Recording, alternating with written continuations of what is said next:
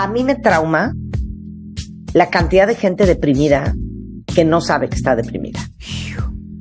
Porque creemos que la única depresión que existe es la de no levantarte de la cama, estar triste todo el día, no ir a trabajar, que se te vaya tu vida de las manos. Pero hay muchas otras variables de la depresión.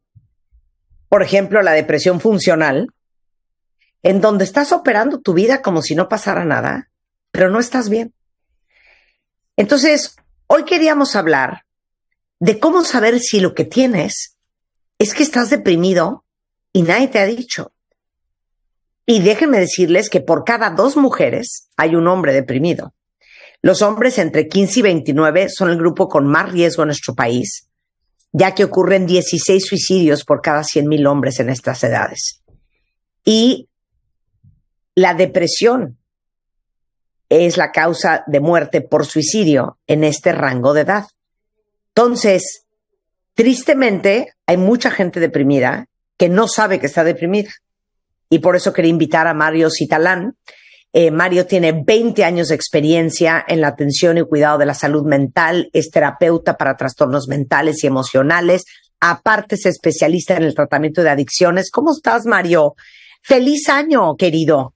Felicidades, Marta, pues contento nuevamente de estar contigo, con Rebeca, con todo tu equipo y hablando de algo que sí es para simbrar, no solamente a nuestro país, simbrar al mundo, hablar de un tema como atinadamente lo mencionabas, miles y miles de personas pueden estar teniendo un problema depresivo, no se dan cuenta y precisamente en los fines de año, en las Navidades, es cuando se exacerba porque como que nos damos ese alto, ¿no? Frenamos un poco nuestro carro para analizar qué pasa, qué sucede, o la misma gente nos hace analizar. Claro, y déjenme decirles que hay una revista que se llama The Lancet, una revista médica, que estimó que los trastornos de depresión y de ansiedad post-pandemia en América Latina aumentaron 35%. Entonces, la gente está más mal que antes, Mario. Y de todos modos hemos tenido que seguir operando la vida. Y por eso yo quería hablar tanto de, empecemos con qué es la depresión, qué es la depresión fisiológicamente en el cerebro, para todos los que creen que quitarte la depresión de encima es cuestión de echarle ganas o cuestión de reconocer tus privilegios y bendiciones. Y 2, entender que hay diferentes manifestaciones de depresión en hombres, en mujeres, en niños y diferentes estilos de depresión. Fíjate, mencionaste algo, una palabra que es dolorosísima cuando emplean las personas que quieren acercarse a alguien depresivo, que es precisamente échale ganas. Es como coloquialmente se dice echarle limón a la herida, porque al final de cuentas la persona ya se siente mal de por sí, está confundida, no sabe qué es lo que está sucediendo, no tiene energía, no tiene fuerza, tiene dificultades para dormir, duerme demasiado, se aísla, etcétera, cosas que vamos a hablar más adelante. Y con todas esas sensaciones molestas, todo esto que lo está sintiendo mal, todavía llegan las personas y le dicen, échale ganas, ¿no? Reafirmando que la persona es una inútil, cuando no lo es. Fíjate, aumentamos ese dolor de esta persona cuando le decimos échale ganas, que es algo muy común, muy de nuestra sociedad, ¿no? Muy de échale ganas, tú puedes, ¿no? Y que es doloroso, sí, Marta, sí. No, y saben que decirle a alguien échale ganas cuando está deprimido es como decirle a alguien que tiene una diarrea fulminante, ¿quieres que se te quite? Échale ganas. Uh-huh. Porque tiene que ver con un desbalance químico y hablemos de la fisiología de la depresión. Así es, Marta. Aquí estamos hablando de una alteración de sustancias químicas que se generan en nuestro cerebro y se generan en el intestino, ahorita vamos a hablar de esto, que se llaman neurotransmisores. Los neurotransmisores son sustancias químicas que permiten la comunicación, ¿no? Las neuronas, que son las células cerebrales, precisamente se comunican a través de esto. Viene un impulso eléctrico. Este impulso eléctrico viene de los órganos de los sentidos. Lo que vemos, lo que escuchamos, lo que saboreamos, lo que sentimos en nuestro cuerpo genera una conducción eléctrica. Esa conducción eléctrica llega a las neuronas y hacen que salgan estos neurotransmisores del cuerpo de las neuronas para transferirlo a otra neurona y compartir esta información. Entonces, cuando vemos algo agradable, algo que nos hace sentir bien, aparte de que esbozamos una sonrisa, suspiramos y decimos wow, es porque hay algunas sustancias químicas que se están moviendo en nuestro sistema nervioso central. Aquí hablaríamos de dos principalmente. Una que es la serotonina, llamada también el neurotransmisor del estado de ánimo, ¿no? Y también hablamos de la dopamina, que le han dicho que es el neurotransmisor del placer. Ambos neurotransmisores fundamentales para nuestros estados de ánimo, y que precisamente estos neurotransmisores, estas sustancias químicas, dejan de ser aprovechadas adecuadamente por nuestras neuronas, no son producidos en la cantidad necesaria, en la calidad óptima, o simple y llanamente no son recibidos por las otras neuronas. O sea, hay varios mecanismos, al final de cuentas, que hacen que estas sustancias químicas no cumplan la función de comunicar y sentir adecuadamente. O sea, si tú tienes niveles bajos de serotonina o dopamina o noradrenalina o todas las anteriores, las manifestaciones son diferentes dependiendo qué neurotransmisor te esté fallando. Exacto. Y cuando tú tienes una conversación con un psiquiatra, el psiquiatra está tratando de entender, según lo que tú le explicas, qué te está fallando. Esto es un tema de serotonina, es un tema de dopamina, es un tema de noradrenalina. Me encantas. Sí, es genial. Así es, ¿no? Al final de cuentas, cada uno de estos neurotransmisores nos va a hacer de actuar de una manera u otra al final de la historia. La serotonina en esta capacidad de sentir padre, de emocionarme adecuadamente. La dopamina de sentir el placer, de sentir esa exaltación. Noradrenalina, esta parte que nos pone en sistema defensivo, en huida o bien defendernos. Todas estas sustancias se van intercalando a lo largo de nuestro día y de nuestra vida, dependiendo los estímulos y la interpretación, Marta, que le damos a los estímulos, porque esto también es muy importante. Un estímulo que le damos a una persona que puede ser algo que lo haga sentir muy bien, que lo haga sentir wow, a otra persona lo puede lastimar. De ahí mucho el riesgo de lo que se puede compartir en redes sociales, sobre todo los que nos dedicamos a salud mental, porque al final de la historia, un mensaje para alguien puede ser para otra persona algo muy doloroso, ¿no? Les los estaba escuchando con respecto a las canciones que se hacen por dolor, por desamor, y que cuando estamos mal, pues se exacerba, ¿no? Exacerbamos nuestros estados anímicos o los hacemos peor, ¿no? De ahí que de una o de otra manera el ser humano sea presa precisamente de cómo los estímulos los interpreta y cómo hacen que estos estímulos se mueva sustancias químicas a nivel cerebral. Y como atinadamente mencionabas, al momento que estamos ante un paciente, estamos investigando cómo está reaccionando ante esos estímulos, qué es lo que más está exacerbado o más está disminuido, de tal suerte que no sea tan fácil hacer los diagnósticos ni tan rápido. Marta, creo que esto es muy importante subrayarlo, que el diagnóstico de la depresión es uno de los diagnósticos más finos y más complejos de hacer. No es tan simple. Claro, eso está cañón, cuentavientes, porque, repito, un psiquiatra, un especialista como Mario, cuando te sientas con ellos y le dices, es que yo no me siento bien, y empiezas a platicar, ustedes están pensando, a ver, estas características, regreso al tema inicial, es típico de alguien que tiene un desbalance en serotonina, este es un tema de dopamina, y ustedes toman la decisión de qué antidepresivo o ansiolítico le van a dar al paciente según los síntomas que tenga. Muchas veces sucede, y aquí abro un corchete en dos avenidas diferentes, que te dicen que el antidepresivo toma unas 2-3 semanas en hacer efecto. Y después, o sea, es como de acumulativo, ahorita explicas eso. Y después, oye, ¿sabes qué? Estoy muy dormida. Alguna vez que yo tomé un antidepresivo hace muchos años, me acuerdo que yo le decía a mi psiquiatra, oye, es que tengo un sueño horrendo, entonces me bajó la dosis. O sea, es ajuste. O, ¿sabes qué? No me está cayendo bien, no me siento bien, entonces te lo cambian. No es, desafortunadamente, como un examen de sangre, entonces, en donde te dicen 100% tienes E. coli, porque aquí sale en la sangre. Esto es de prueba y error, y de mucha paciencia, y de mucho ingenio y experiencia del psiquiatra para entender qué es lo que mejor te puede ir?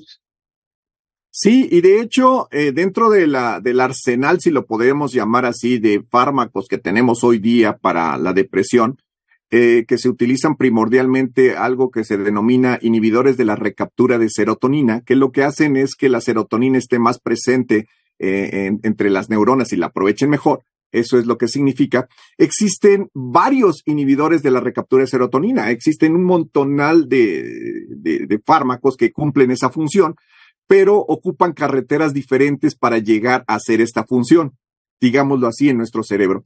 Cada una de estas carreteras tiene una peculiaridad y al final de cuentas se puede utilizar.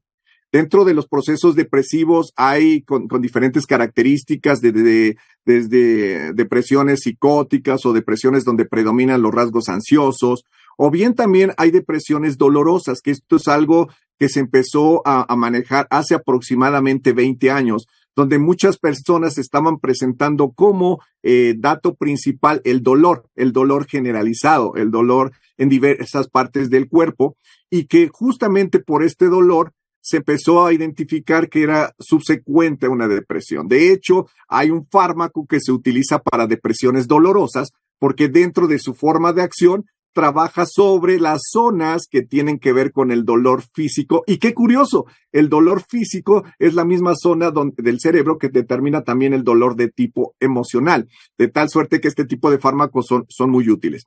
Al final de cuentas, cuando tenemos más claro las condiciones de mi paciente, que predomina ansiedad, dolor, desrealización, fuga, confusión, miedo, etcétera, es que podemos determinar con qué fármaco vamos a iniciar el proceso de tratamiento. Y como mencionas también adecuadamente, en muchos casos los fármacos se tienen que modificar porque existe situaciones donde no, como se dice coloquialmente, no pega el fármaco, porque hay características también fisiológicas muy particulares que hace que el fármaco no cumpla la función como uno quisiese y en ese momento se hacen las modificaciones.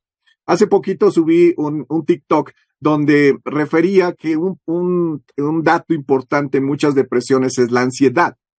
Uh-huh. En muchas ocasiones, algunos colegas, sobre todo médicos generales, consideran que lo que se debe de tratar es la ansiedad y se comienza con ansiolíticos y en muchos casos se quedan con esa línea y aumenta la depresión. La ansiedad no se controla porque al final de la historia está tratando de apoyar a la persona para que se mueva, para que tenga cierta actividad y al momento de bajarle esta ansiedad, la depresión aumenta. De tal suerte que de una u otra manera hay que tener en cuenta que sí hay depresiones ansiosas que requieren tanto antidepresivos como ansiolíticos, pero nunca debe utilizarse solamente un ansiolítico, un tranquilizante para tratar una depresión, porque se exacerba.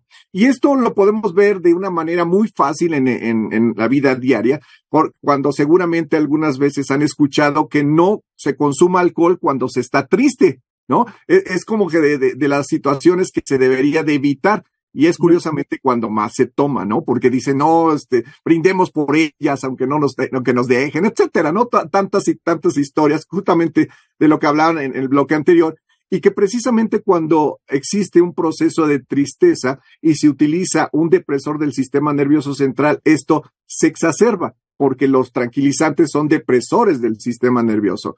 Por consecuencia, el tomar alcohol con depresión exacerba los procesos depresivos y es muy común que las personas con depresión busquen una solución precisamente en el consumo de bebidas con contenido alcohólico.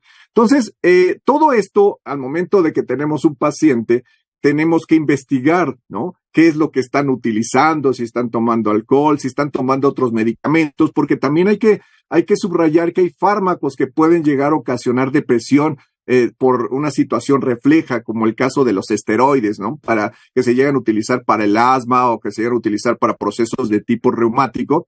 Esto puede llegar a ocasionar también depresión u otras alteraciones como problemas en la tiroides, como algunas situaciones a nivel hepático, que por las consecuencias a nivel de metabolismo pueden llegar a condicionar alteración sobre el sistema nervioso central condicionado por depresión.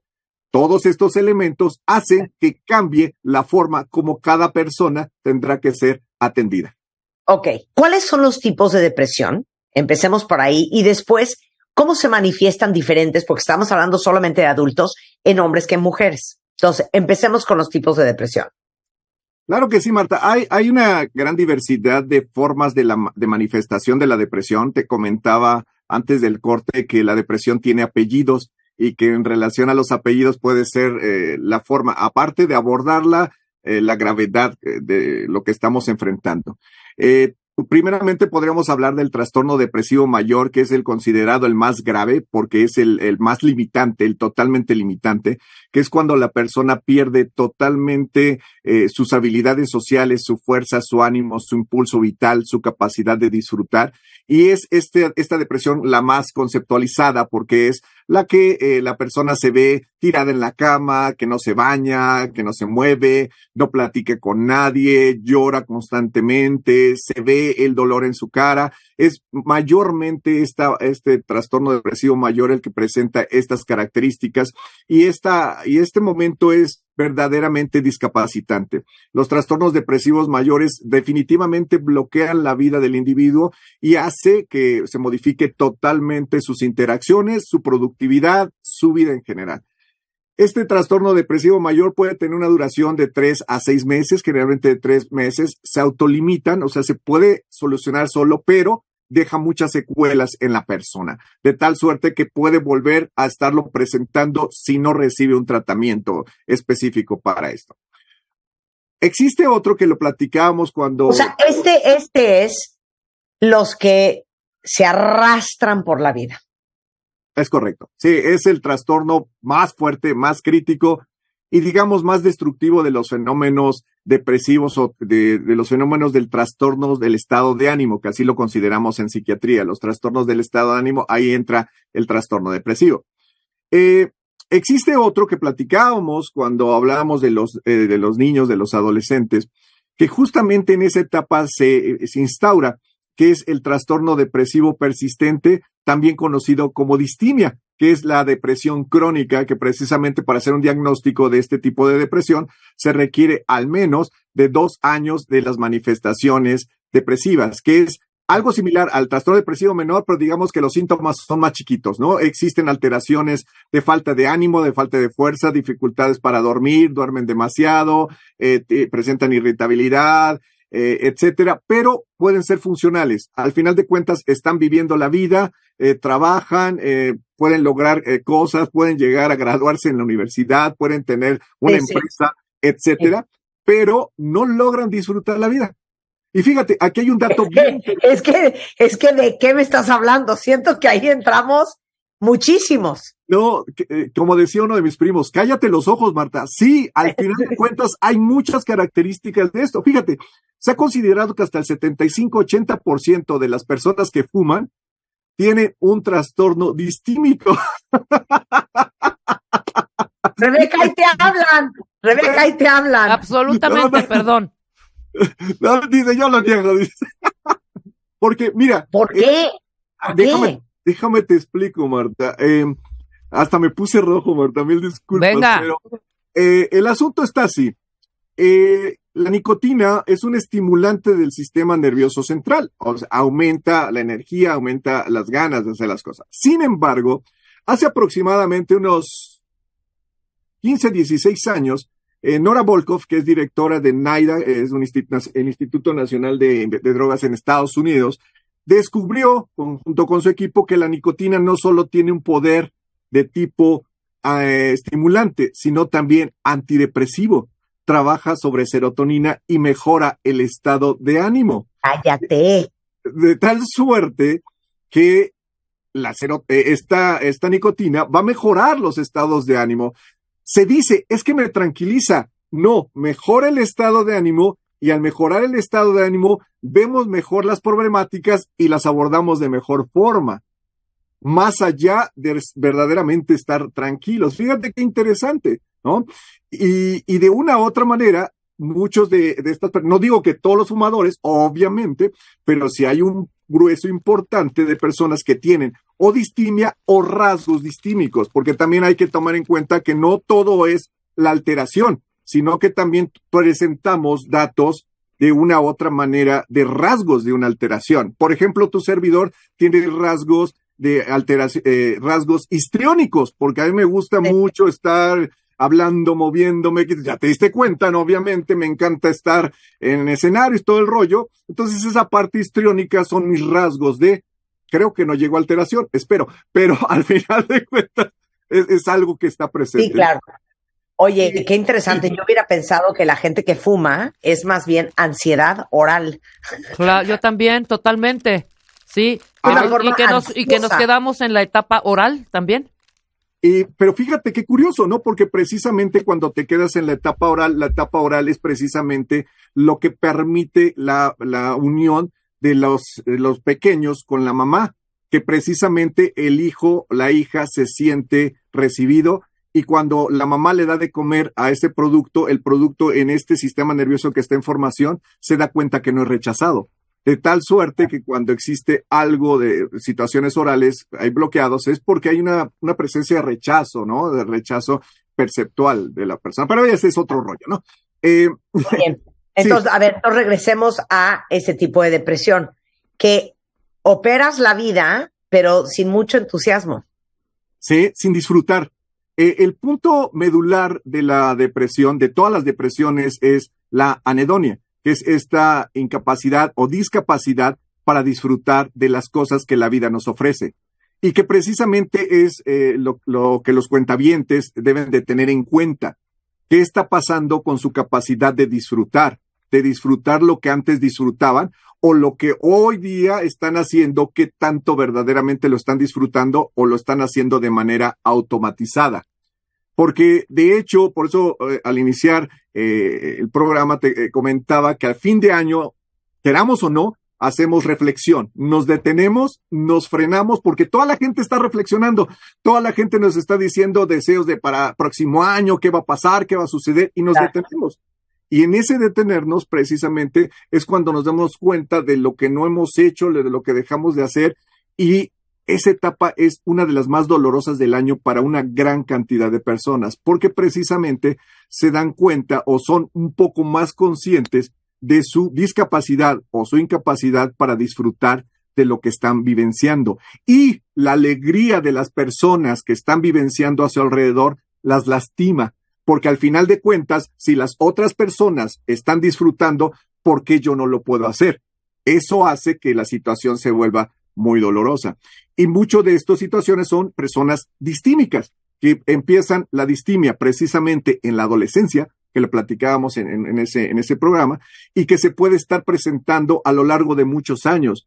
Yo he tenido la oportunidad de recibir pacientes a los 50, a los 60 años de edad, que han sido distímicos toda su vida, no han recibido un diagnóstico, han padecido una gran cantidad de alteraciones metabólicas, hipertensión, diabetes, problemas gastrointestinales, etcétera, de manera repetida, se enferman muy continuamente de las vías respiratorias, porque eso es algo bien interesante.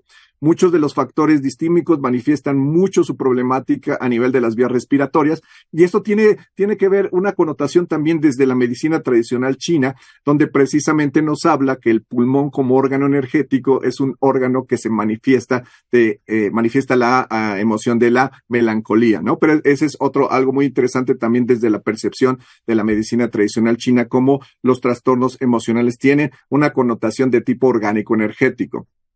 Pero regresando a esta parte más occidental, este tipo de trastorno permite a la persona funcionar, permite a la persona trabajar, permite a la persona relacionarse, pero con la incapacidad para disfrutar de la vida. Simplemente vive o sobrevive más bien, sin emocionarse. Exacto. ¿No? Exacto. Y mucho de lo que hace es repetición de lo que las personas a su alrededor le dicen que haga. O sea, realmente son personas que van siguiendo al grupo sin en un momento dado tener una idea propia de lo que quieren hacer. Son seguidores, no son líderes, obviamente, ¿no? Y ya es como por instrumento. Ya hay que hacer lo que hay que hacer. Pero así que digas que yo me la estoy pasando, y yo creo que eso le pasa a mucha gente, que ha perdido como esa ilusión y esas ganas y ese entusiasmo, y pues ya, pues ahí estás, ¿no? Sobreviviendo, como dices tú. Es correcto. Hasta nos trabamos. Sí.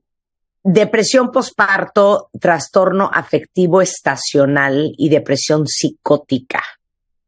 Depresión posparto es una realidad que el embarazo es un proceso que hace grandes cambios físicos, hormonales y por consecuencia emocionales en la mujer. Al momento que la mujer tiene su producto, existen no solamente movimiento o cambio a nivel de las hormonas al momento de dar a luz, ¿no? Una de las grandes hormonas fabulosas al momento de que está pariendo la mujer es la oxitocina, una hormona que se considera la hormona del amor, del apego, y que cuando la mujer tiene una descarga de oxitocina tan tremenda durante este proceso, el apego que genera hacia el producto no se rompe jamás. Precisamente esta hormona permite que exista este afecto y este amor ante el producto. Pero también existe una teoría de que al momento de que la mujer pierde su pancita, pierde algo que estuvo cuidando por mucho tiempo, entra en duelo, porque acaba de perder su condición de ser mamá embarazada. Fíjense qué interesante, ¿no? Toda esta connotación del cuidado, de atención que en las mujeres que están bien cuidadas reciben, ¿no? De que les agarran la pancita, ay, mira qué bonita te ves, qué hermosa, y mira, con cuidado, acérquenle la silla, que cuídenle lo que está comiendo. Imagínate todo el grado de atención de las mujeres que verdaderamente están bien cuidadas y de repente pierden esa pancita, pierden eso que las hacía todavía brillar. La atención. Exacto. Y ahí, en esa pérdida tan terrible, fíjate, pérdida terrible, se manifiesta por una depresión posparto y la culpa aumenta. ¿Por qué? Porque la mujer debería de sentirse contenta y ella lo sabe y no entiende por qué se siente triste, ¿no? Y esto hace que la depresión se exacerbe y el dolor de la mujer sea de tipo exquisito, ¿no? Los otros procesos que mencionabas, el trastorno afectivo estacional, tiene que ver con la percepción de nosotros con respecto. ¿Me querías comentar algo, Marta? Es que veo que te quedaste. No.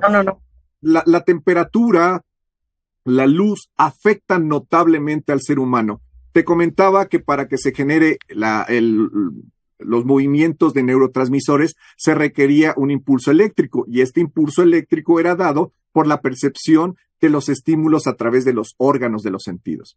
Entonces, nuestros sentidos están diseñados para reaccionar ante estos estímulos. Hay personas que necesitan mucha luz para precisamente funcionar, ¿no? En mi caso, yo soy de esas personas. A mí me gusta que los lugares estén muy iluminados para sentirme a gusto. Cuando está nublado o empieza a atardecer, me empieza a dar flojera y cansancio, porque estoy reaccionando ante esos estímulos, ¿no? Por eso hay tanta depresión en los países escandinavos, en donde hay 4 horas de luz, ¿no? Por supuesto, porque la luz es necesaria, no solamente para sentirnos bien, sino para muchos procesos de tipo fisiológico que nos estabilizan hormonalmente. Claro. Ahora, si no te estás sintiendo bien, no es echarle ganas. El dueño de la depresión es el psiquiatra, porque el psiquiatra es el único que puede medicar. ¿Estamos de acuerdo? Sí. De hecho, dime. De hecho, fíjate que existe una gran posibilidad de que médicos generales que se preparen, que se formen, de hecho, formado médicos generales, precisamente para el manejo de psicofármacos en un primer nivel de atención, ¿no? Cuando la situación se vuelve más grave, obviamente tiene que ser revisado por el especialista. Porque al final de cuentas, el proceso adecuado de atención para todo proceso depresivo es, si es una depresión mayor, si es un trastorno distímico que ya está teniendo bastantes consecuencias, si el trastorno afectivo estacional está modificando la vida totalmente, si existe depresión psicótica que no mencionamos, que es cuando el dolor es tan grande que la persona sin darse cuenta empieza a generar un mundo alterno donde es menos doloroso y empieza a confundir la realidad, porque al final de la historia es eso, no es generar un mundo alterno menos doloroso. Cuando este tipo de situaciones están verdaderamente afectando a los individuos, es ahí cuando de una o de otra manera tendríamos que ver qué es lo que requiere, ¿no? Un fármaco o la psicoterapia. realmente las dos instancias son sumamente necesarias. Un fármaco va a ayudar a la estabilización química cerebral, va a estabilizar a los niveles de percepción, a los niveles de entendimiento de la realidad en la cual se están moviendo, entender su realidad externa, y esto les va a permitir a las personas ver las cosas de una manera más equilibrada, no tan oscura, no tan negativa, no tan destructiva. Pero la psicoterapia va a ayudar a que precisamente identifique cuáles fueron las situaciones que fueron alterando su percepción de las cosas, qué cosas le estuvieron causando dolor, en qué momento, qué situaciones se quedaron trabadas desde la niñez, en la adolescencia, cuáles son las broncas que tienen con su mamá, con su papá, cuáles son las situaciones que tienen con respecto a las figuras masculinas que generan tanto dolor, y en la búsqueda de siempre, ¿por qué siempre me tocan los más patanes, ¿no? Ahí hay todo un montón de situaciones que están ahí estacionadas y que precisamente cuando se logran a través de un proceso terapéutico llegar a ellas, identificarlas y utilizarlas, aceptándolas y dándoles una nueva connotación, más el apoyo farmacológico que les permite a las personas ver esa posibilidad, tenemos un tratamiento redondo y efectivo para este tipo de trastornos. Por eso también a nivel externo es bien complejo dar tratamiento para las personas, porque desgraciadamente son tratamientos caros. ¿Caros en qué sentido? En el tiempo, en la duración de los procesos, en el uso de los fármacos, pero al final de cuentas, definitivamente tenemos que hacer que haya una conciencia global, comunitaria, a nivel de las personas, a nivel de los servidores de salud, para dedicar precisamente más recursos para este tipo de situaciones. Y precisamente agradezco nuevamente la invitación, Marta, y a todo tu equipo para estar aquí y difundir esto, porque precisamente el conocimiento es lo que va a permitir que se puedan hacer grandes cambios para la solución de este y de muchísimos problemas que tenemos actualmente. 100%. Yo les repito, it's okay not to be okay. Está bien no estar bien. Y creo que para muchos llevan tanto tiempo no estando bien que ya están acostumbrados a no sentirse bien y no sentirse animados y no sentirse entusiasmados o motivados, o no dormir o dormir de más, o no comer o comer de más, o otra característica de mucha gente que está deprimida es que andan perpetuamente enfurecidas, ¿no? Que es la depresión atípica. Entonces, sepan que hay un chorro de ayuda allá afuera. Una de ellas es Mario Citalán. A él lo pueden encontrar en Mario Citalán en Twitter. Igualmente Mario-Citalán en Instagram. En TikTok está como Doctor Mente o DR Mente. Y sepan también que existen otras formas de pedir ayuda: el Consejo Nacional contra las Adicciones, el Instituto Nacional de Psiquiatría. Ahorita les pongo toda esa información en Twitter, pero no dejen de pedir ayuda si la necesitan. Y no dejen de ofrecer ayuda a quien creen que la necesita. Mario, te mando un gran abrazo. Muchísimas gracias. Marta, yo te mando 10, estoy muy agradecido, realmente muy agradecido con Rebeca, con todo este equipo, porque realmente hablar de estos temas, yo llevo más de 20 años en este ir y venir, y es complejo que se abran estos espacios, porque fíjate, es curioso, es algo que no tiene aparentemente rating, ¿no? Y que no se le da, pero al final de cuentas siempre tiene rating porque la gente necesita. Muchísimas gracias, muy contento de estar contigo, con tu auditorio, y pues bienvenidos. Creo que todos tenemos la opción de mejorar nuestras vidas con conocimiento, con habilidades, y que seguramente siempre hay luz en el fondo de ese túnel, y busquemos todos esa luz para tener nuestra mejor versión. Muchísimas gracias. Un abrazo, Mario. Muchísimas gracias.